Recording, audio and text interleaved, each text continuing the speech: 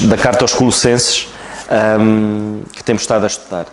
E então a palavra de Deus diz-nos assim: porque quero que saibais quão grande combate tenho por vós, pelos que estão em Laodiceia e por quantos não viram o meu rosto em carne, para que os seus corações sejam consolados e estejam unidos em amor e enriquecidos da plenitude da inteligência para o conhecimento do mistério de Deus, Cristo, em quem estão escondidos todos os tesouros da sabedoria e da ciência. E digo isto para que ninguém vos engane com palavras persuasivas, porque ainda que esteja ausente quanto ao corpo, contudo em espírito estou convosco, regozijando-me e vendo a vossa ordem e firmeza da vossa fé em Cristo. Como, pois, recebestes o Senhor Jesus Cristo, assim também andai nele, arraigados e sobreedificados nele, e confirmados na fé, assim como fostes ensinados, abundando em ação de graças, tendo cuidado para que ninguém vos faça presa sua por meio de filosofias e vãs subtilezas, segundo a tradição dos homens, segundo os rudimentos do mundo, e não segundo Cristo. Porque nele habita corporalmente toda a plenitude da divindade. E estáis perfeitos nele, que é a cabeça de todo o principado e potestade, no qual também estáis circuncidados, com a circuncisão não feita por mão, no despojo do corpo da carne, a circuncisão de Cristo. Sepultados com ele no batismo, nele também ressuscitaste pela fé no poder de Deus que o ressuscitou dos mortos. E quando vós estáveis mortos nos pecados e na incircuncisão da vossa carne, vos vivificou juntamente com ele, perdoando-vos todas as ofensas, havendo riscado a cédula que era contra nós nas suas ordenanças, a qual de alguma maneira nos era contrária, e atirou do meio de nós, cravando-a na cruz, e despojando os principados e potestades, os pôs publicamente e deles triunfou em si mesmo. Portanto, ninguém vos julgue pelo comer ou pelo beber, ou por causa dos dias de festas, ou da lua nova, ou dos sábados, que são sombra das coisas futuras, mas o corpo é de Cristo. Ninguém vos domina seu belo prazer, com pretexto de humildade e culto dos anjos, metendo-se em coisas que não viu, estando de balde inchado na sua carnal compreensão, e não ligado à cabeça, da qual todo o corpo, provido e organizado pelas juntas e ligaduras, vai crescendo em aumento de Deus.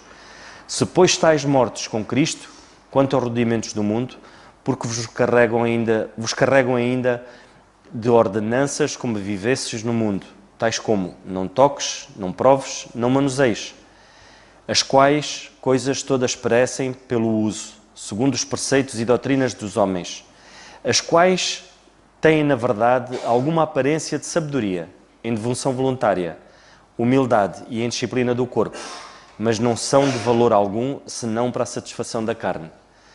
E foi a leitura da palavra de Deus. Podemos sentar. Vamos então passar ao nosso irmão Alberto e vamos ouvir a mensagem que o Senhor tem-nos para dar através do nosso irmão. E um abraço muito grande para ele. Graças a Deus por mais esse estudo bíblico e por cada irmão que se interessa em adorar o Senhor através das Escrituras. Eu peço licença porque já estou indo para o verso 8 e eu não quero que os irmãos venham amarrar os sapatos para correr atrás. Colossenses capítulo 2, no verso 8, queremos destacar algumas palavras que auxiliam no nosso estudo analítico desta passagem. Tende cuidado para que ninguém vos faça presa sua, por meio de filosofias e vãs sutilezas, segundo a tradição dos homens, segundo os rudimentos do mundo, e não segundo Cristo. O que queremos dizer aqui é que nós temos uma expressão, um provérbio popular, que diz algo parecido como um olho na sardinha, um olho no gato. Essa expressão, conhecida também talvez pelos irmãos, quer dizer que temos que estar vigilantes, estar atentos a todo e qualquer movimento. Quero destacar a palavra tendo cuidado. Em sua palavra original, aqui está dizendo sobre o olhar atento, vigilante. E todo cristão tem que ter esta percepção de um perigo iminente que ele corre, tanto externo como também interno, ameaças que tentam roubar e minar a nossa fé. Presa sua Esta palavra de presa tem o sentido de enredar, roubar, levar cativo e escravo, saquear. A forma dessa sentença, numa tradução livre, poderíamos sintetizar desta forma: estejais sempre de olhos abertos, em guarda, para que ninguém te corrompa. Como é fácil, de repente, termos a nossa fé misturada com alguma filosofia, um pensamento, ou mesmo alguma crendice popular. Filosofia que aparece no texto bíblico, bom, no sentido original, é amor à sabedoria. Porém, Paulo aqui usa de uma forma que ele compreende o que os falsos mestres que estavam se infiltrando nesta igreja pretendiam com a utilização desta palavra. E Paulo aqui ele usa no sentido de especulação vã. Ele usa no sentido de ilusões, especulações, elucubrações inúteis. Sim, a filosofia nós devemos estudar, devemos compreender, devemos aprender a raciocinar, mas não de uma maneira vã e muito menos com as suas sutilezas.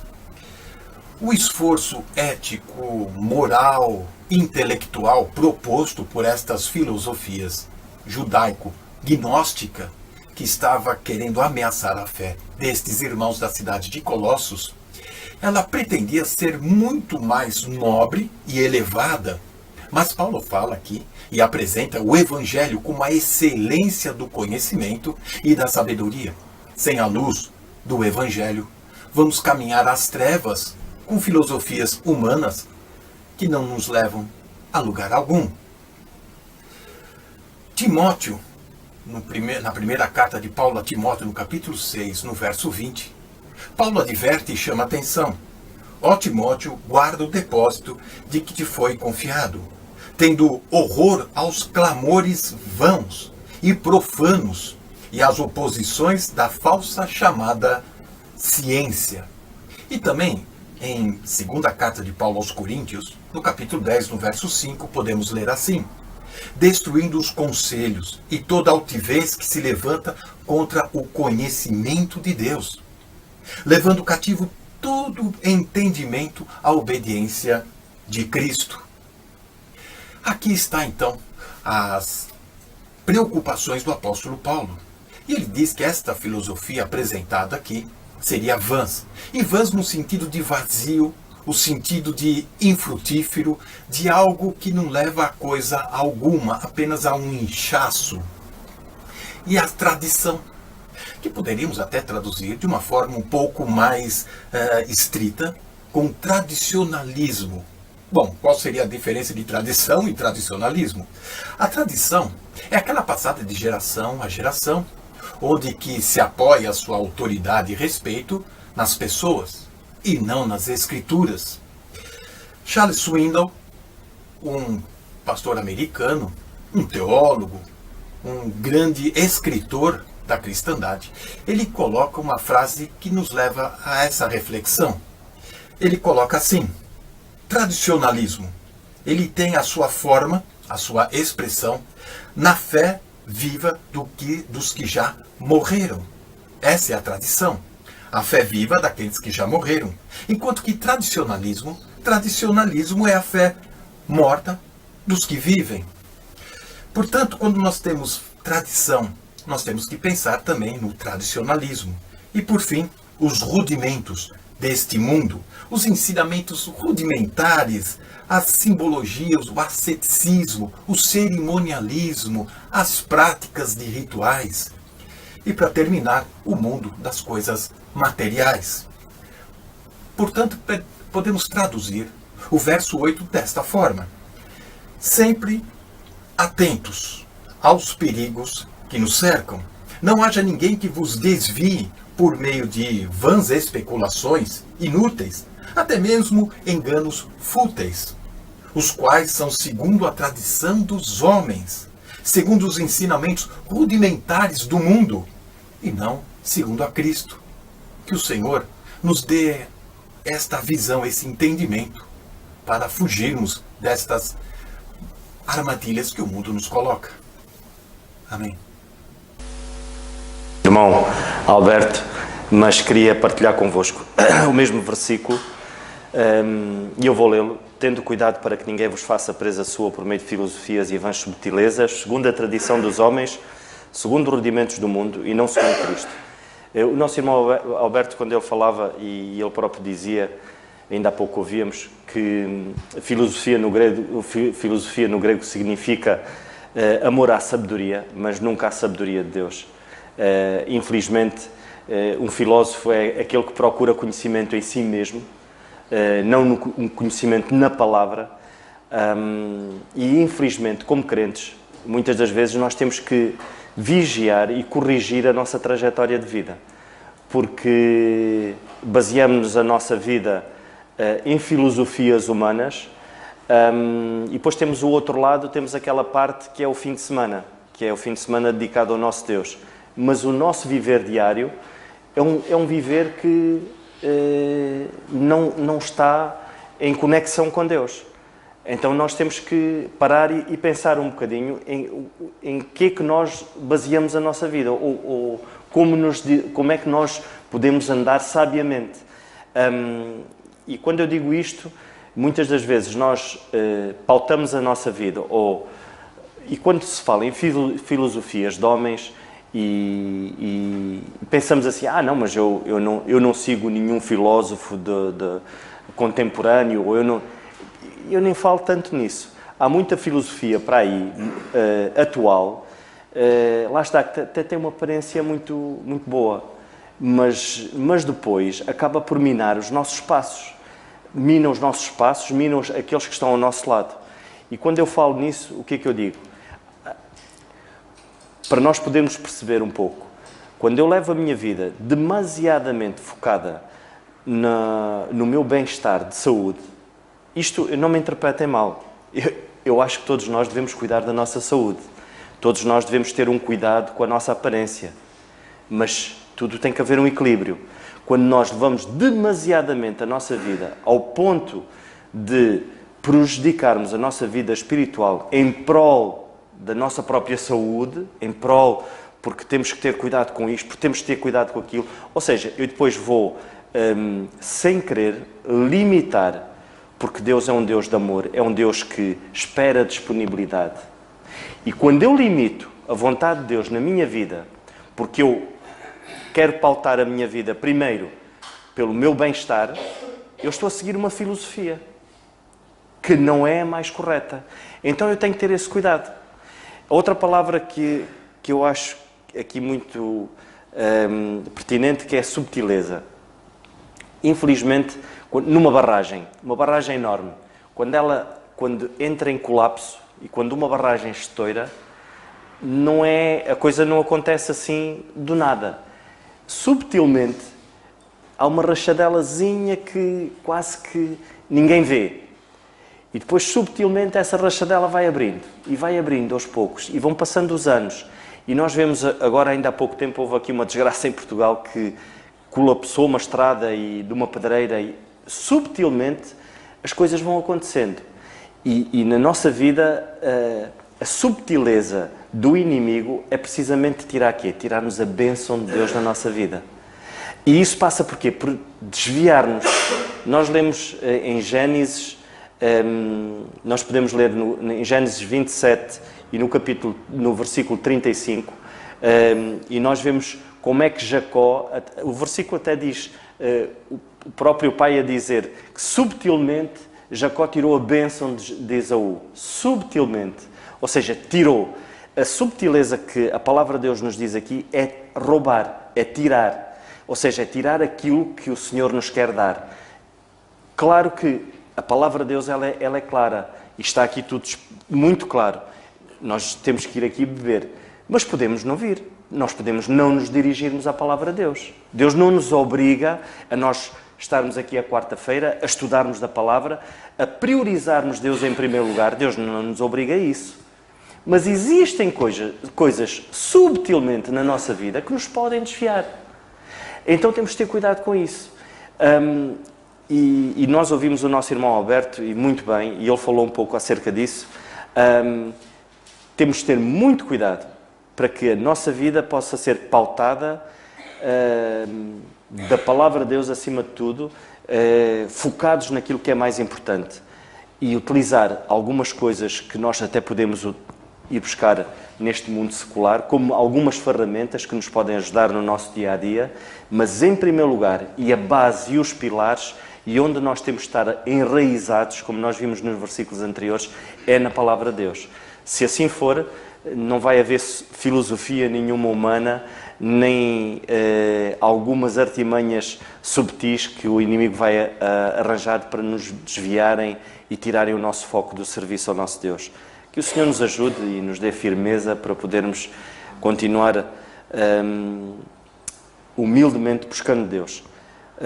Vou passar a palavra a outro irmão que queira dar um pensamento. Não sei se há algum irmão que queira partilhar connosco.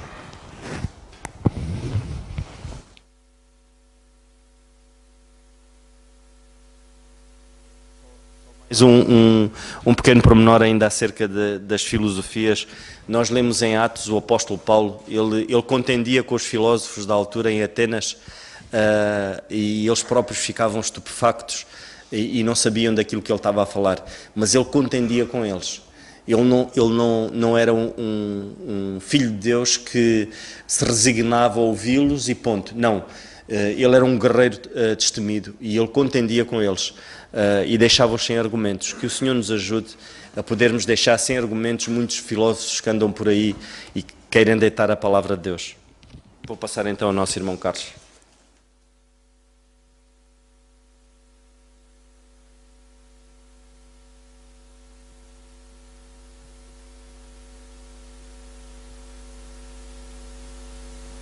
Estes assuntos são de facto muito importantes. Quer aquilo que o nosso irmão Alberto disse há bocado, quer aquilo que o nosso irmão Fernando também disse agora. E eu gostava de começar, isto aqui é muito sério. No versículo 8, já ouvimos vários pensamentos muito importantes, e eu gostava de dar algum destaque à minha maneira, mas naturalmente olhando para o que está cá, dizendo o seguinte. Eu vou ler o versículo 8 que diz assim: tendo cuidado para que ninguém vos faça presa sua por meio de filosofias e vãs subtilezas, segundo a tradição dos homens, segundo os rudimentos do mundo e não segundo Cristo. Bem, em primeiro lugar, eu gostava de revelar aqui a preocupação do apóstolo Paulo cuidando das ovelhas, cuidando do rebanho. Ele diz aqui nesta passagem, eu estou a ver ali o Samuel, estou muito contente, não porque o Samuel está cá, porque ele costuma estar cá, mas é porque eu há bocado estava a olhar e havia um equilíbrio entre jovens e mais velhos. E o Samuel chegou aqui e desempatou isto. Pôs os mais novos em vantagem. Eu dou graças a Deus, é um privilégio podermos estar em minoria em relação aos mais novos. É um privilégio. Mas atenção, que nós queremos fazer força para não ficarmos atrás de vocês. Mas vocês façam força para não ficar atrás da gente. Portanto, isto vai competindo assim saudavelmente, vai ser bom. Mas dizia ele diz assim, tendo cuidado para que ninguém vos faça presa sua. Portanto, ele tem uma preocupação que eu verifico que em muitos quadrantes nas igrejas não existe. Não existe cuidado, não existe preocupação. Há muita gente a sentar-se à sombra da bananeira, deixai-me utilizar a expressão, e não está envolvido na obra de Deus, e depois são surpreendidos desagradavelmente com situações para as quais depois não há cura. O apóstolo Paulo diz aqui, tendo cuidado, perdão, nós temos que ter de facto cuidado, estou um bocado constipado, temos que ter cuidado, que é o que não existe. Não existe cuidado. Aqui há tempos atrás, eu falava sobre este assunto com alguém, não interessa quem, falava com alguém, que não daqui, e eu alertava para os perigos, tal como Paulo está aqui a alertar. Eu alertava aos perigos, cuidado com este perigo, cuidado com aquele perigo, cuidado com aquele perigo. Eu alertava aos perigos. E a pessoa em questão, com responsabilidades na obra de Deus também, disse-me assim, mas como é que tu sabes isso? Eu não ando aí a meter-me na vida das pessoas, a imiscuir-me, a tentar saber, a ser cusco ou coisa do género. E eu, naturalmente, disse, então, mas eu estou a ser cusco, ou estou a imiscuir na vida das pessoas? Não, eu estou presente na obra de Deus e atento. Sabem que há um versículo na Bíblia que diz assim, dormindo os homens, e foi o Senhor Jesus Cristo que disse, dormindo os homens, e este é o problema que anda muita gente a dormir, dormindo os homens, veio o seu inimigo e semeou joio no meio do trigo e retirou-se. As pessoas estão a dormir, o inimigo vem, enquanto dormem, semeia joio no meio do trigo, mete veneno, e quando dão por ela, já está o caldo entornado. Deixai-me dizer aqui uma coisa. Como é que o indivíduo fica preso na droga? Como é que um indivíduo fica preso no álcool? Como é que um indivíduo fica preso no jogo? Como é que um indivíduo fica preso noutro tipo de vício, qualquer que ele seja? Não é do dia para a noite. O Nando ainda há bocado falou nisso, falou na subtileza. Não é do dia para a noite. Não é de repente que a barragem estoura. Não é? E também não é do dia para a noite que uma pessoa fica presa. Não é do dia para a noite. Sabem o que é que um pai tem que ter cuidado? Um pai tem que ser presente em relação aos filhos. Tem que os acompanhar. Tem que saber onde é que eles andam. Tem que saber com quem é que eles andam. Tem que saber quais são as companhias deles e o que é que eles andam, etc. Tem que os acompanhar, no fundo. E perceber todo o mundo que gira à volta dos seus filhos. Quais são os seus interesses, quais são as suas amizades, quais são os seus passatempos. Tudo acerca deles. Só dessa maneira é que o pai presente pode evitar que o filho venha a ser preso. Porque ele não fica preso na droga de um dia para o outro. Ele fica preso na droga porque o pai não esteve atento a quem eram as amizades que ele tinha, com quem é que ele andava, o que é que ele fazia, e aquilo foi andando lentamente, dia após dia, semana após semana, mês após mês, e quando o pai deu por ela, está preso. E estando preso, quem é que o liberta? É muito complicado. Tendo cuidado, diz Paulo, para que ninguém vos faça presa sua. E para que ninguém lhes faça presa sua, tem que haver vigilância e acompanhamento e presença. Epáfras era um indivíduo presente, era um indivíduo que acompanhava lá naquela igreja. O apóstolo Paulo é um indivíduo presente, estando ausente é presente, que é uma coisa curiosa. A mim faz-me uma grande confusão como é que há indivíduos que estão presentes e estão ausentes. E há indivíduos que estão ausentes e estão presentes. E o apóstolo Paulo, estando ausente, ainda para mais, em Roma, preso fisicamente, como é que ele está presente, alertando para estes pormenores. E eu, portanto, quero chamar, em primeiro lugar, a atenção para este aspecto, que é um aspecto muito importante. Nós temos que estar permanentemente atentos, presentes, a vermos o que é que se passa, a ver quem é que anda aí, a ver com quem é que os nossos andam, o que é que eles ouvem, o que é que eles aprendem, o que é que eles andam aí a ouvir, etc., para podermos ajudá-los e evitar que eles fiquem presos. Eu gostava que vocês reparassem nesta panóplia que já foi aqui bem explanada, quer pelo irmão Alberto, quer pelo Nando, que são filosofias, vãs subtilezas, tradições dos homens, rudimentos do mundo. Estas coisas, que são coisas extra-bíblia, prende-nos a quem? A homens, prende-nos a homens, prende-nos a sistemas humanos, não nos prende à palavra de Deus, não nos prende a Cristo, que é o que diz ele na parte final, e não segundo Cristo. Tendo cuidado para que ninguém vos faça presa sua, por meio de filosofias e bens subtilezas, segundo a tradição dos homens, segundo os rudimentos do mundo, e não segundo Cristo. E eu gostava de chamar a vossa atenção, porque o apóstolo Paulo, por diversas vezes nas suas cartas, apresenta-se como o preso do Senhor. O preso do Senhor. Reparem que no capítulo 3 e versículo 1 de Efésios, é uma passagem bem conhecida, que ele diz assim, Efésios, capítulo 3, versículo 1, diz ele assim, por esta causa, eu, Paulo, sou o prisioneiro de Jesus Cristo por vós gentis. Prisioneiro de quem? Preso de Cristo. No capítulo 4 da carta aos Efésios, no versículo 1, perdão, ele diz, rogo-vos, pois eu, o preso do Senhor, que andeis como é digno da vocação com que fostes chamados. Esta coisa de dizer que nós não devemos nos deixar prender a nada destas coisas fúteis, coisas vãs, coisas que têm aparência mas não têm substância, Coisas que as pessoas andam atrás delas porque elas luzem muito, piscam muito e fazem ruído e chamam a atenção, mas que não têm nada. É o chamado fogo fato, é fogo de artifício. Parece, mas não é. É bola de sabão, que aparece e logo estoura porque desaparece, porque aquilo não tem nada. São, no dizer de Judas ou de Pedro, agora eu às vezes faço sempre confusão de Judas e Pedro, porque eles têm uma linguagem muito semelhante um e outro, na segunda carta de Pedro e na epístola de Judas, são nuvens sem água. Nós temos aí muita nuvem sem água. Parece que vem ali, nuvens e tal, vai chover. Não vai chover nada, porque são nuvens sem água. Estão a ver a ideia? E nós temos que ter cuidado com isto. Filosofias, bens, subtilezas, tradições dos homens, rudimentos do mundo, prende-nos a homens, e ninguém vos faça presa sua. Ele diz que ninguém vos faça presa sua, prende-nos a homens e não a Cristo. Esta coisa de prender a homens e não a Cristo é muito importante. Que tipo de ministério é o nosso ministério? O nosso ministério tem que assentar essencialmente na pessoa do Senhor Jesus Cristo e na palavra de Deus. Ponto.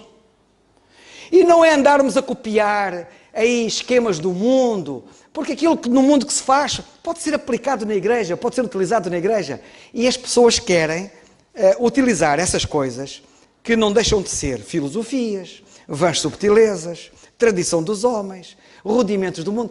Pegam nessas coisas todas e pensam que isso vai trazer um valor acrescentado à igreja, que não traz. Traz é prejuízo à igreja. E o que é que acontece? As pessoas ficam presas a homens e não a Cristo. Agora notem bem o que eu vou dizer. Lembram certamente, que eu já disse aqui, e já disse isto mais do que uma vez, que um dia em Londres, há muitos anos atrás, no fim do século XIX, dois crentes, haviam dois grandes pregadores em Londres na altura, que eram tidos como grandes pregadores e as pessoas gostavam de os ouvir porque eles falavam muito bem da Bíblia. E então, dois crentes amigos resolveram ir ouvir os dois pregadores um domingo. Um dos pregadores, toda a gente conhece, é o Spurgeon. O outro, não sei quem era, não fixei o nome dele, é porque não é importante. O Charles Spurgeon era um dos pregadores e o outro era outro pregador. Então eles eram muito famosos e congregavam muita gente ia ouvi-los pregar. E foram ouvir os dois pregadores. Não sei se de manhã foram ouvir que não era o Spurgeon, e depois ao fim do dia foram ouvir o outro, que era o Spurgeon.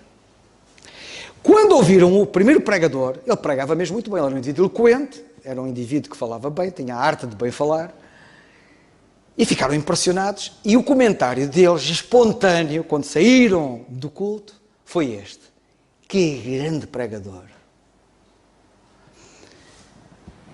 Quando à noite ou ao fim do dia foram ouvir o Spurgeon, que também era muito eloquente e que também era um indivíduo altamente dotado, como nós sabemos, a expressão que eles tiveram quando saíram do culto foi esta: que grande Salvador. Viram a diferença? Que tipo de ministério é o nosso?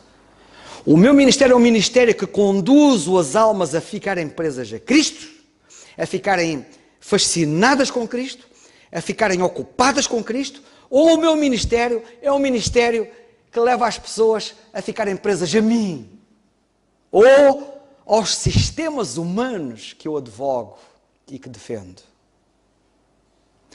Hão de reparar que normalmente os homens que não são fiéis e não são homens poderosos nas Escrituras, esses indivíduos, geralmente as pessoas dizem: é o ministério de fulano tal, é o fulano tal, é o fulano tal. O que é isto? Agora, como eu gosto que as pessoas digam: Cristo é fantástico, ele fala de maneira tal que ele apresenta Cristo de uma forma fascinante. Não ficamos impressionados com ele? Não ficamos impressionados com o seu ministério? Ficamos impressionados com a pessoa do Senhor Jesus Cristo. Este aspecto é um aspecto, de facto, para mim, muito importante. Outra coisa que eu quero chamar a vossa atenção é para o seguinte: é eu ficar triste quando vejo muitos ministros, muitos servos, a ver quem queira, conseguir sei lá o quê, eu sei lá o que é que eles fazem para conseguirem aquilo que buscam,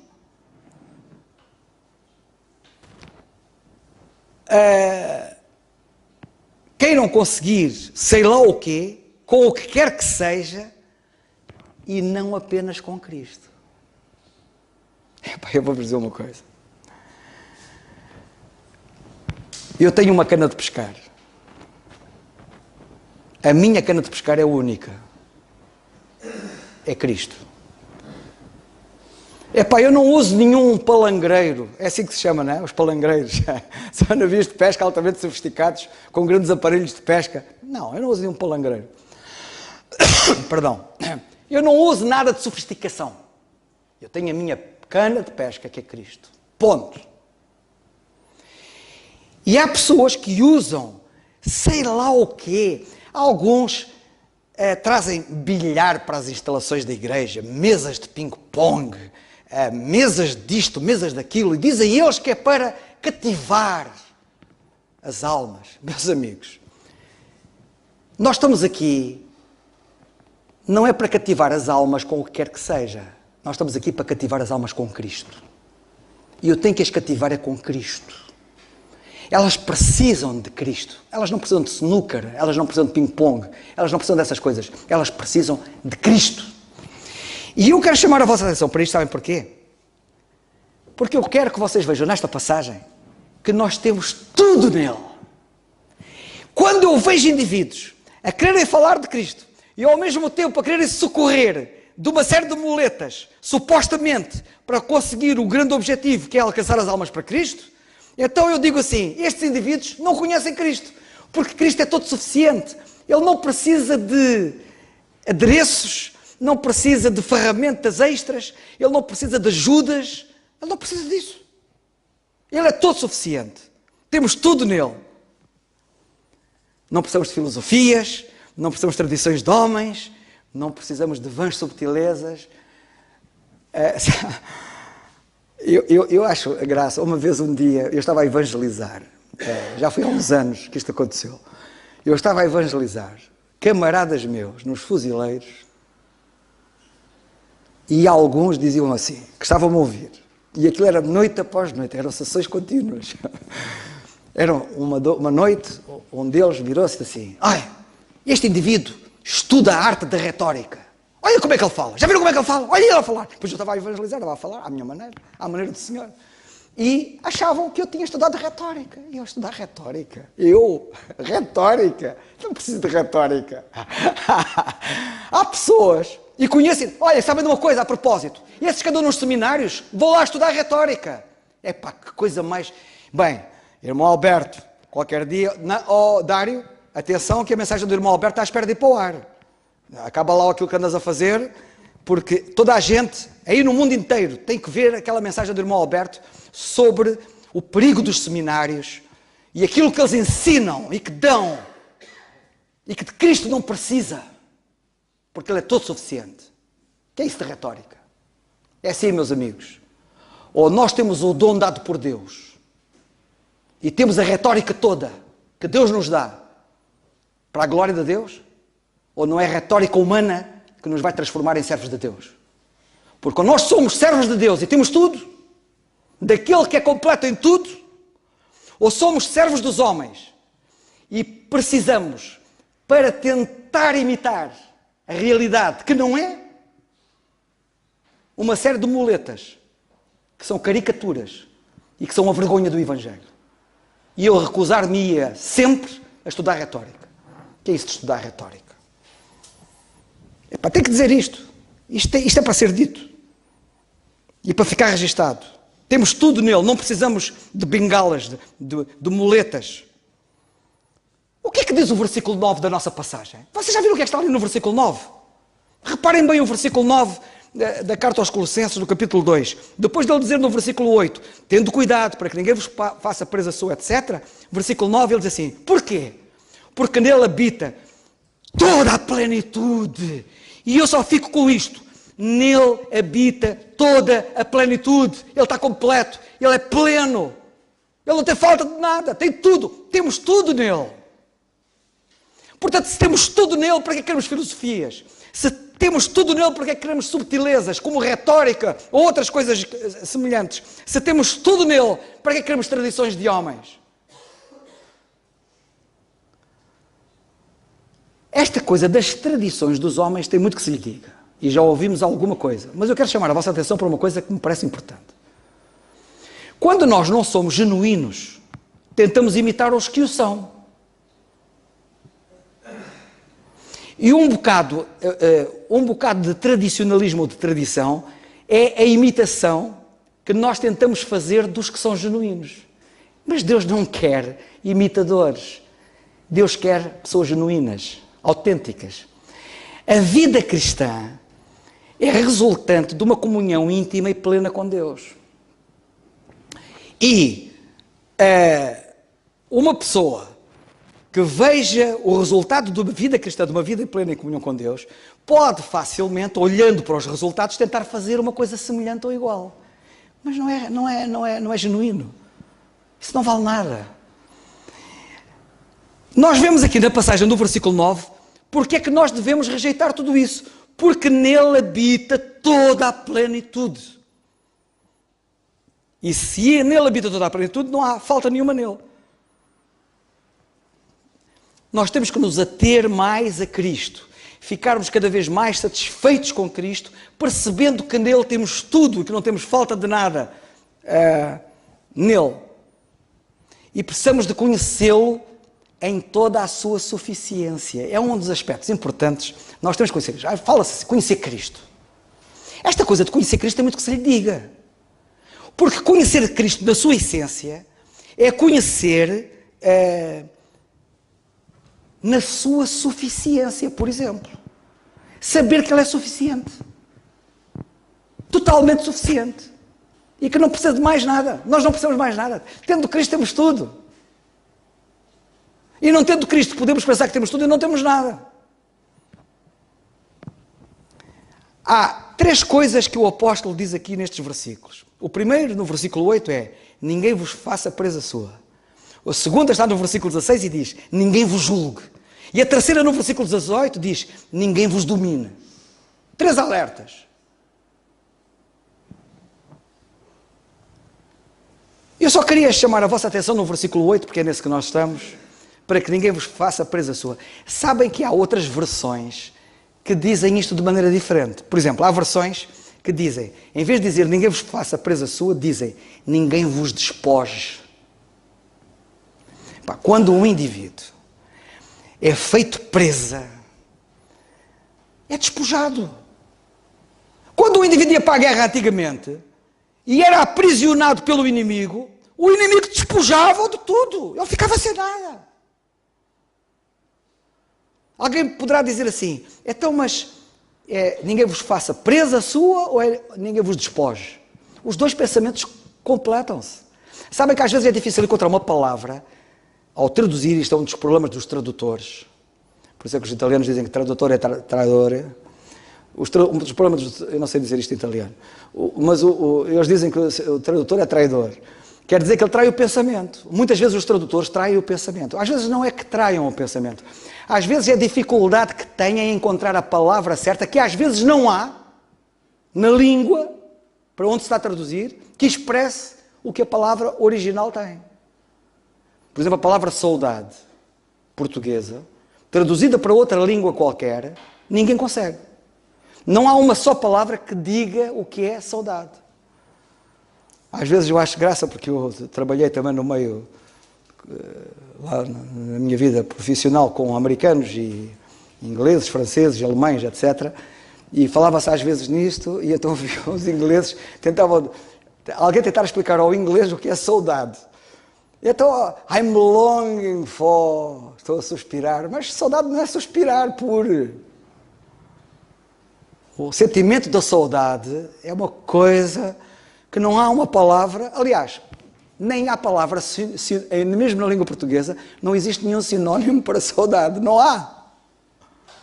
Como vocês sabem, nós somos uma língua rica e temos muitos sinónimos. Uma palavra pode ter vários sinónimos, mas esta não tem. E eu queria que vocês notassem que há uma outra versão que diz, ninguém vos estrague. Um indivíduo ser preso é ficar estragado. Ou vocês acham que quando um indivíduo vai para a guerra e lá no meio da batalha é preso pelo inimigo, que ele não vem de lá todo moído e todo ferido e todo estragado. Ele vem de lá feito num 8. Alguns vêm com o olho a bolonenses, o olho inchado, um galo na cabeça, às vezes sem um braço, ou o braço ferido, ou a perna ferida, ou ferido o corpo em qualquer parte. Ele vem de lá estragado. O apóstolo sabia muito bem os estragos que são causados por indivíduos, por falta de vigilância dos pastores nas igrejas, os estragos que eles causam aos crentes. E estes que são pastores nas igrejas, ou anciãos, ou bispos, ou presbíteros, chamam-lhe o que quiserem, têm a responsabilidade, até porque o papel deles é vigilância. Bispo quer dizer aquele que superintende, que está a vigiar.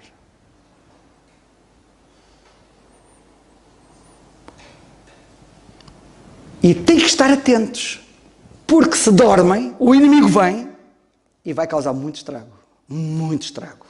E há sítios que os estragos são danados. Depois eu acho graça porque aquela passagem do Senhor Jesus Cristo, assim, dormindo os homens, veio o seu inimigo, semeou joio no meio do trigo e retirou-se.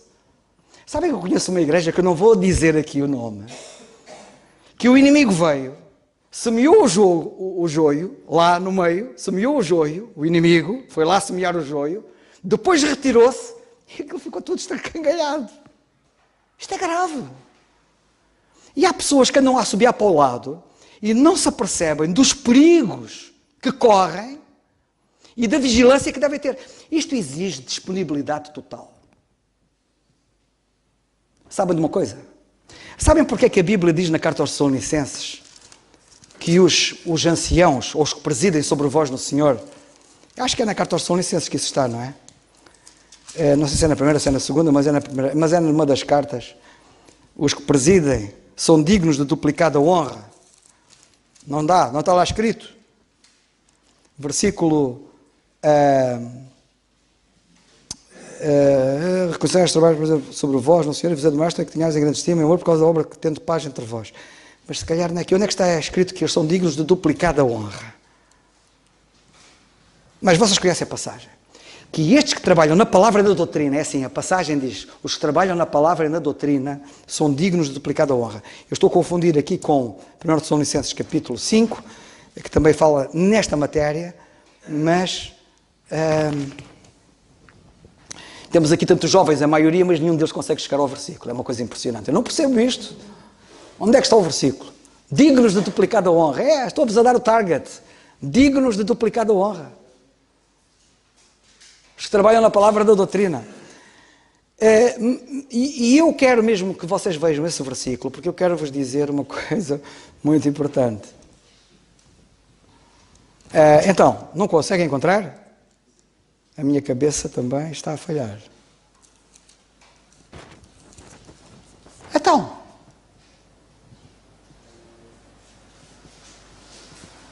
ninguém tem uma concordância? Querem ver que eu tenho que ir ali ao meu lugar buscar a minha concordância móvel? Estou a dizer literalmente o texto, dignos de duplicada honra. E eu quero que vocês vejam, e toda a gente sabe onde é que está esse versículo, porque tem a ver com isto que eu estou a dizer. Obrigado. 1 Timóteo 5,17. Eu sabia que os jovens iam conseguir. Isto não há nada como a gente lançar um desafio aos jovens. 1 Timóteo 5,17. Os presbíteros que governam bem, sejam estimados por dignos de duplicada honra. Ou são dignos de duplicada honra. Principalmente os que trabalham na palavra e na doutrina. Vocês já viram bem o que é que está aqui escrito? Os que governam bem. Os que governam bem são os que estão presentes. Os que governam bem são os que estão atentos. Os que governam bem são os que governam mesmo bem. E não dão hipótese ao inimigo. Agora, sabem o que é ser digno de duplicada honra? É que além de eles merecerem a honra que merecem, pelo bom serviço que prestam, são dignos de que sustentem as suas necessidades materiais. A duplicada honra tem a ver com isto. Sabem quando a Bíblia diz honra pai e mãe? Honra não é só respeito, como aos presbíteros aqui. Honra é, cuida das necessidades deles. E vocês têm a obrigação de cuidar das necessidades daqueles que trabalham de duplicada honra. Eu não estou a dizer isto para cuidar das minhas necessidades. Sabem porquê? Porque o apóstolo Paulo, como nós vimos aqui na conferência, abriu mão desse direito. O que eu quero chamar a vossa atenção é que é reconhecido que ele é digno de duplicada honra. Ou seja, os crentes deviam lhe pagar bem pelo trabalho que fazem. Deviam pagar bem. Até diria mais, deviam pagar mais. Sabem porquê? Porque eles não fazem o trabalho normal que os outros fazem. Os que governam bem. Eles trabalham fora de horas. Fazem horas extraordinárias. Fazem noites, fazem diretas. Fazem muita coisa. Por isso é que eles estão atentos. Por isso é que eles estão presentes. Por isso é que eles estão em cima do acontecimento. E por isso é que governam bem. E por isso é que as igrejas onde eles estão bem governadas. Estão bem orientadas. Estão a andar bem.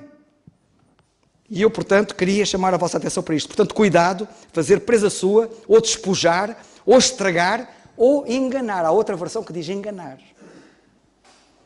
Um indivíduo, para ser preso, só mesmo sendo enganado.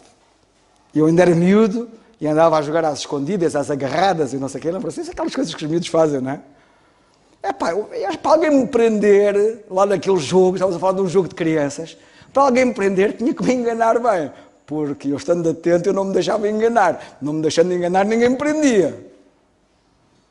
Mas se me conseguisse enganar, prendiam-me. E quando eu dava por ela, fui apanhado. Porque fui enganado. E sabem que há muita gente que é apanhada assim. São enganados. Cuidado com o engano. Cuidado com muita coisa que parece verdade, mas é mentira. Cuidado com muita coisa que a gente ouve aqui e ali e que parece que faz sentido, mas não faz. Eu vou dar apenas um exemplo. Ainda há pouco tempo, a semana passada e há 15 dias, durante 15 dias, nós publicamos diariamente na internet, no portal da igreja, uma série de artigos sobre o lugar da mulher na igreja e particularmente a questão do véu. Das mulheres se cobrirem e dos homens se descobrirem.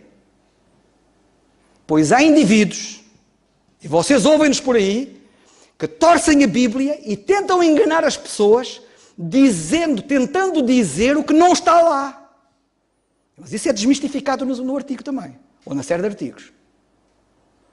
E, portanto, nós temos de ter muito cuidado a não nos deixarmos enganar, para não ficarmos presos, para não ficarmos estragados, para não sermos despojados. E termino dizendo isto. Quando eu digo que temos toda a suficiência em Cristo e não precisamos de amuletos, ou adereços, ou bengalas, chamem lá o que quiserem. Quando eu digo que nós não precisamos disso, porque temos tudo em Cristo e só precisamos de Cristo. Cristo satisfaz-me. Por isso é que há crentes que estão na masmorra, estão presos, que pode ser uma prisão física, uma prisão clássica, tradicional, ou pode ser a prisão de um leito de dor numa cama, num hospital, ou pode ser qualquer outro tipo de prisão. Podem-lhe tirar tudo, mas nunca conseguem vencê-lo, porque ele tem Cristo e ele sabe que em Cristo tem tudo.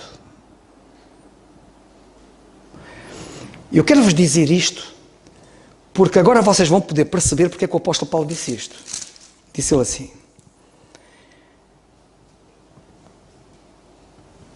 quero conhecê-lo. Carta aos Filipenses. Nós estudamos a Carta aos Filipenses há pouco tempo. Lembram-se? Ele diz que eu queria conhecer. E diz: não que já a tenha alcançado, ou que já seja perfeito, mas prossigo para alcançar aquilo para o que fui também preso por Cristo Jesus. O que eu queria chamar a vossa atenção era: prossigo. Não sou perfeito, mas prossigo para alcançar, sempre em busca da perfeição. E isto acontece neste desejo de o querer conhecer. Quero conhecê-lo para ver se lá chego. É no conhecimento do nosso Senhor que nós nos apercebemos que temos tudo nele para alcançarmos aquilo que ele estabeleceu como alvo para nós alcançarmos. Isto é difícil de explicar, mas que Deus nos ajude. Que o Senhor nos abençoe a todos e que nos ajude. Jovens, vocês estão aqui, vocês dou graças a Deus por vocês. E vocês estão aqui num número muito significativo, o número em que vocês estão aqui. E Deus conta convosco. E eu espero que vocês não se deixem nunca enganar, mas sejam fiéis até ao fim. E nós também. Que Deus nos abençoe.